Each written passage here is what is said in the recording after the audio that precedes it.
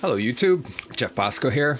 During the recording of my Roundabout drum cover, I got kind of obsessed with the idea of replicating Bill Bruford's snare drum sound on the Fragile album and a lot of the early Yes albums, and I knew he was probably using something like a Superphonic. I ended up looking it up, and sure enough, he was using a Superphonic. What I ended up using was a Sonar Ascent snare drum, which is a heavy beach shell, and I figured that was probably as close as I was going to get to any kind of metal kind of drum sound. I really didn't get very close at all. So after that, I really considered investing in an aluminum snare drum for my arsenal, and I wasn't in any hurry, so I kind of checked eBay for a while and looking for an Acrolite. If you get them under 150, I'm not R. David R. I'm not going to find one at a Goodwill for 25 bucks. That's not where this story is going. So I kept checking eBay, and the absolute bottom was like 150. I was like, you know what? I'm not in a hurry. I'm going to see if I could get one even cheaper. And I started thinking, you know what? I bet there is some aluminum snare drum out there made by a no-name brand that you could get for under 100 bucks all day. And sure enough, I saved the search aluminum snare on eBay, and to my surprise, it wasn't a no-name brand. But what it was, let me just grab it here. See this guy here? It was not a no-name brand, but what it was a heavily maligned brand. Because, yes, that's right, CB700 made an aluminum snare drum, and the listing that I saw, I think it's actually still up there on eBay. It was like 80 bucks without shipping, and then it would end up being about 125 bucks altogether. And I was like, you know, I could get an Acrolite for just a little bit more. So I kept looking because I knew because of the pictures on here, I knew that the word aluminum doesn't appear anywhere on the shell. So I figured there must be somebody out there who is selling one of these and doesn't know what it's made of.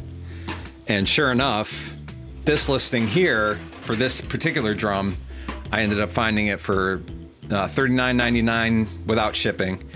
It ended up costing me 66 bucks to have it shipped to me. It was listed as steel alloy, and I was still not 100% sure that this was the same drum that was listed as aluminum on the other one, but it looked exactly the same. I got it out of the box, and my roommate Mike, he was sitting there. If you've seen any of my other videos, he makes appearances. Mike Brennan, great singer-songwriter, rock and roll guitarist. Mike Brandon Band, Gravy Hound. He's a scrapper, so his first thought was, you know, get out a magnet. I put a magnet from the fridge onto it, and it did stick a little bit. But as soon as I did one of these on it, even with the cheap heads it came with, I could tell this is not a steel drum. That's way too sensitive. And you know, I got it up into my my bedroom studio here, and started hitting it, and I could tell it was a quality drum, but the heads on it were really cheap. And that's another thing why I believe not too many people know about these, because the heads that were on it, almost every single listing I saw for these had the original heads on it, and the original heads are garbage. And I could tell as soon as I started playing it that the crappy sound I was hearing coming from this drum was the heads. So I got an Evans UV1 for the batter, and the Evans snare side 300 for the snare side.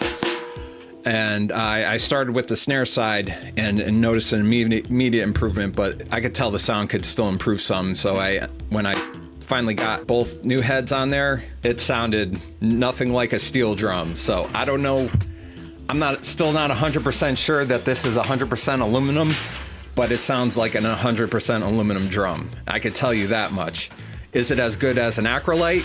I've never played an Acrolite in this room. I have played on a Superphonic, an older Superphonic, and The Superphonic is definitely better than this drum, but it sounds so much alike. I'm calling this an aluminum snare drum. It's in that class. And I got it for $40, and you could still find them on eBay all day for right around $50. But you gotta be careful what you're looking at.